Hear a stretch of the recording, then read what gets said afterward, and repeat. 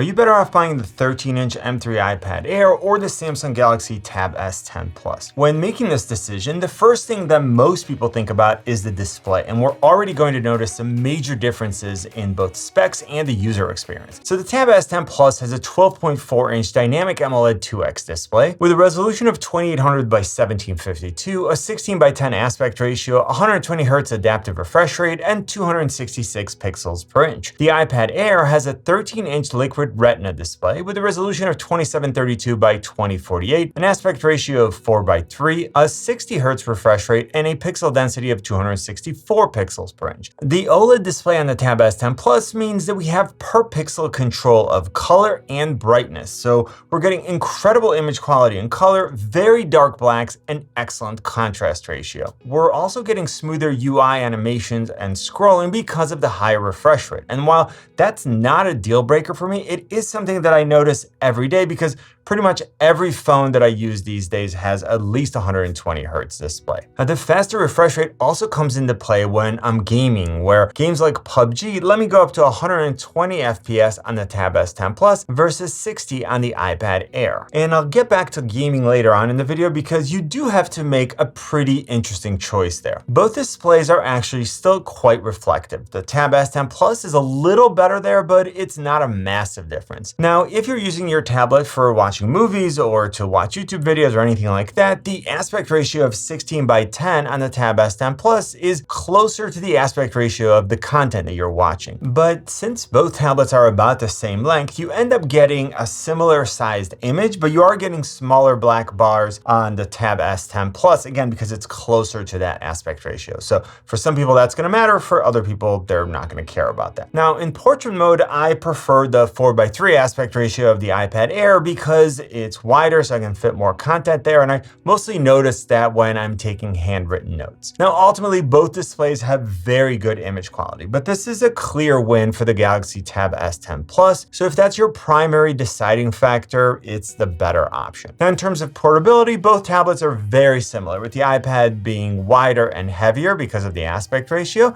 Now, if you're looking for the same feature set but in a different size, Apple does offer a smaller and more portable option with the 11-inch iPad Air, and Samsung offers a larger 14.6-inch Tab S10 Ultra. So there you have to make a choice. And of course, Apple also has the iPad Pro, which is the same size as the iPad Air, but obviously has better specs. From a design standpoint, both tablets have flat edges and rounded corners, and the Tab S10 Plus is a bit thinner and the bezels are about the same size, maybe a little bit smaller on the Tab S10 Plus. In terms of durability, both have been super solid for me. I haven't had any issues with bending, and I'm not super careful with my tablets, but I always say that, again, I don't try to bend my tablets. Most of the time they are in a case, but again, I've had them on my desk, I've accidentally put something on them, I've put them in my backpack without a case, and I haven't had any issues. I do have to say that I like the fact that both the Tab S10 Plus and the S Pen, which is included, have an IP68 rating. So I know that I get protection from water and dust, and especially, I have my dog running around, and like I said, I travel a lot and I'm not super careful. Now, the iPad Air has 2 speakers, one on each side. On the other hand, the Tab S10 Plus has 4 speakers, so you're getting one in every corner. Now, the Tab S10 Plus is louder and sounds a little bit brighter in the mids and the highs, and the iPad Air has a little bit more bass. So here's a quick sample.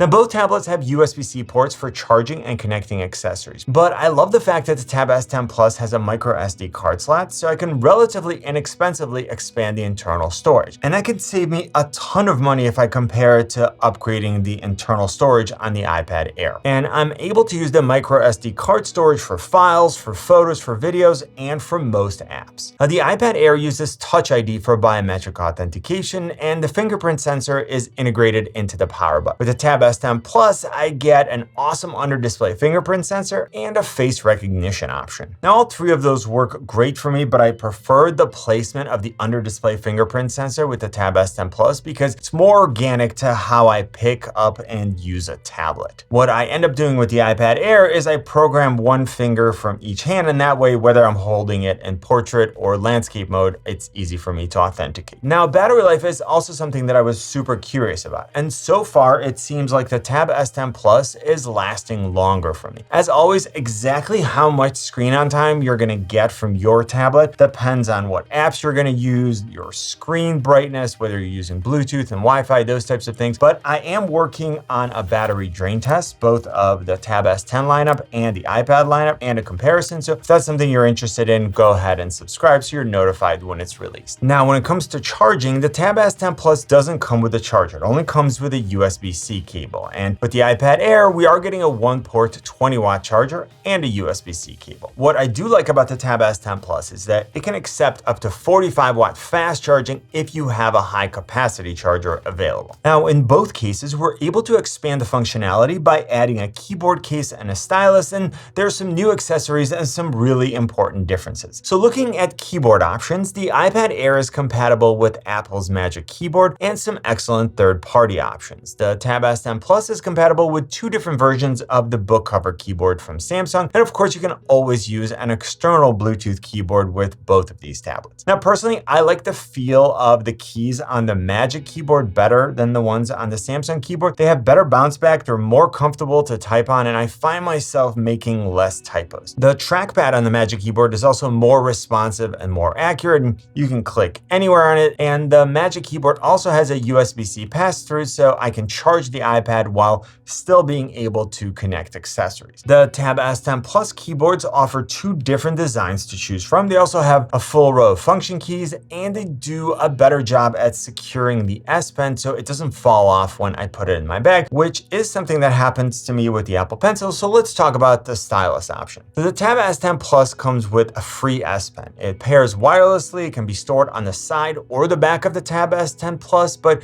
it will only charge on the back. The iPad Air is compatible with the USB-C version of the Apple Pencil, which costs $79. You can sometimes find it for $70. I'll put some links in the description. Or you can use the new Apple Pencil Pro, which pairs wirelessly. It can be stored and charged on the side of the iPad, and it costs $130. Now, the Apple Pencil Pro also offers features like barrel roll, which is useful with rotating shaped pen and brush tools, a squeeze function, which can be used to open a palette for switching tools, line weights, and colors, and it has haptic feedback. Now, the majority of these features are going to be mostly important to artists or creators, at least at this point. But the one added feature that I love is that it has Find My, so I can easily find where I left it. Now, the S Pen doesn't need to be charged in order to write or draw. It's just for the Bluetooth functions, whereas both of the Apple Pencil options do need to be charged in order to work at all. Now, practically speaking, this isn't a meaningful difference for me with the Apple Pencil Pro because it's always charged while it's on the side of the iPad. It's more of an issue with the USB-C version of the Apple Pencil because sometimes I forget to charge it. And in all three cases, charging happens super fast and lasts a very long time. You're able to assign a function to the button on the S Pen, which is similar to the Apple Pencil's Pro double tap functionality, but the S Pen also has Bluetooth functions, so you could do things like take pictures, control media playback, and it's also great for some other useful tasks. Now, in all three cases, latency is extremely low, but the writing or drawing experience is very different. So both Apple Pencils have the same tip, and it's firm, so it's a little bit harsher when it hits the glass, and it feels like you're writing on a single sheet of paper that's placed on a hard surface. Now, the S Pen has a softer tip, so when it hits the glass, it gives a little bit, and it feels more like you're writing on a full pad of paper where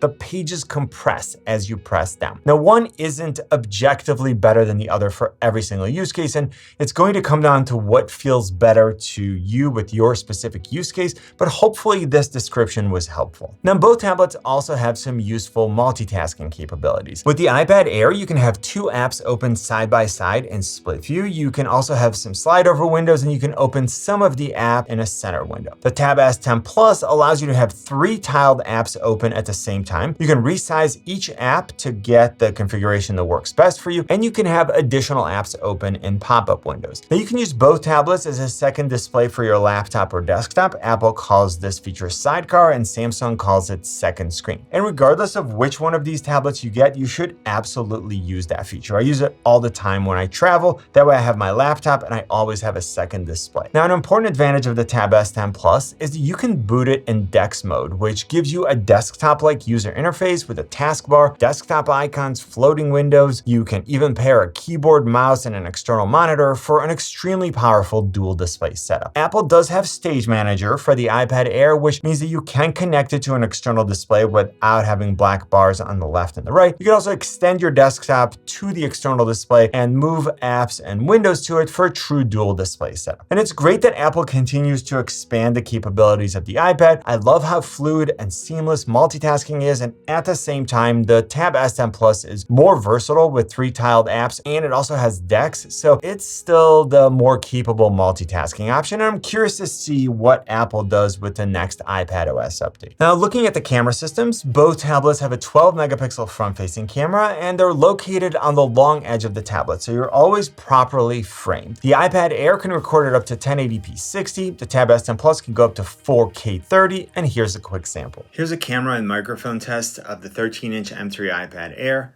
and the Galaxy Tab S10 Plus. This should give you a pretty good idea of the type of image quality that you should expect and the type of audio quality that you're going to get from both tablets. Now, moving on to the rear-facing camera modules, the Tab S10 Plus has a 13 megapixel wide and an 8 megapixel ultra-wide camera versus the iPad Air, which only has a 12 megapixel wide camera. Now, I pretty much only use the rear-facing camera on my tablets when I'm scanning documents because I always have my phone with me, which has a better camera, but it's still something that I like to cover. Now, as far as configuration options, the iPad Air comes with the M3 chip, and every model between 128 gigabytes and 1 terabyte comes with 8 gigs of RAM. The Tab S10 Plus comes with the MediaTek Dimensity 9300 Plus, and both the 256 and the 512 gigabyte models come with 12 gigs of RAM. Now, let's quickly look at benchmarks for those of you who are interested, where we definitely see that the iPad Air comes out ahead for single and multi-core performance. If we switch over and take a look at GPU performance, then we see that the iPad Air pulls even farther ahead. Now, for most things, this additional processing power is not super meaningful because both tablets are very responsive. Now, if you're working with more demanding apps, if you're doing things like photo and video editing and you're using super challenging footage, then of course the iPad Air is going to perform better. And this additional headroom in terms of performance isn't just important for that, it also means that looking forward into the future, maybe 5 or 6 or 7 years, the iPad should continue to be faster for longer. Now, when we're talking about gaming, that is a place where processing power could matter to you. So both tablets played games like PUBG, COD Mobile, and Genshin Impact without a problem. But here, you really do have to make a choice based on what's most important to you. As I mentioned, playing PUBG, I could go to 120 FPS on the Tab S10 Plus with graphics set to smooth, or all the way up to Ultra HD for graphics and Ultra for frame rate. On the iPad Air, the frame rate is limited to extreme since it's a 60 Hz display. Now, looking at gaming performance, I'm definitely going to give the edge to the iPad Air. I mean, the M3 chip is just a beast, and it definitely outperforms the MediaTek Dimensity 9300 Plus. Now, it's not really going to matter for less demanding games, but when you're playing more demanding games like Genshin Impact, again, it feels smoother on the iPad Air even with the slower refresh rate, and the iPad doesn't heat up as much. Now, both tablets are about the same size, so they're essentially identical in terms of how comfortable they are to hold and game on. So what I would say is that for gaming, the choice comes down to whether you want the more powerful tablet or the faster refresh rate. Now, if you want to play cloud-based games, you can just connect an Xbox controller to both tablets, and then you can play any game that's available on the Xbox Game Pass app. And in that context, I'm primarily using either tablet as a display. If the game fills the screen, the iPad has a larger display, but again, the Tab S10 Plus has a better looking display. Now, if we look at apps and long-term support, there are lots of apps in the Galaxy Store, the Google Play Store, and the Apple App Store. So the vast majority of users are easily going to find what they need. Now, there are some creative specific apps like Affinity Photo and Procreate that are only available for the iPad. So if you absolutely need those two apps, go ahead and get the iPad. Obviously, Final Cut Pro is only available for the iPad, but LumaFusion is available for both tablets, and it's a great option. Notability is only available for the iPad, but GoodNotes has an Android version, and Samsung Notes is actually a really good app, and it's included with the Tab S10 Plus. Now, overall, I definitely give the edge to the iPad because almost every iPad app is optimized for a tablet, whereas with the Tab S10 Plus, there are a lot of apps that look like stretched out versions of the phone app, and that doesn't look as good on a large display. Now, I do want you to consider the ecosystem that you're in because there are definitely advantages when you're staying within your current ecosystem. So things like wireless file sharing, link sharing, and then other continuity features work best when the various devices are within one ecosystem. And while Samsung continues to improve here and they're adding more and more functionality, I am going to give the edge to the iPad because Apple has full control over the software and the hardware of all of their devices. But let's talk a little bit about AI. So Apple Intelligence was previewed, but it's been introduced very slowly, whereas Galaxy AI has a lot of features. I would say that right now it's not super close. I'm definitely going to give the edge to the Tab S10 Plus, and I'm super curious to see what happens over the next year. Now, I'm going to use the prices off of the Apple and Samsung stores because they're standardized, but you can usually find better prices by using the links in the description. The base model of the Tab S10 Plus comes with 256 gigabytes of storage and sells for $999. The base model of the iPad Air comes with 128 gigabytes and sells for $799. And if we wanted to compare apples to apples, the 256 gigabyte model of the iPad Air sells for $899. Now, both tablets also offer a 512 gigabyte option, but the iPad Air goes all the way up to 1 terabyte. So if you need more of the absolute fastest internal storage, it's the better option. And remember that the Tab S10 Plus has a micro SD card slot, and it includes the price of the S Pen. And for additional connectivity, both tablets offer a 5G model. Now you should check out this video. Hopefully this comparison was helpful. Click on my face to subscribe. You know what I always say, buy it nice or buy it twice. Good luck and see you soon.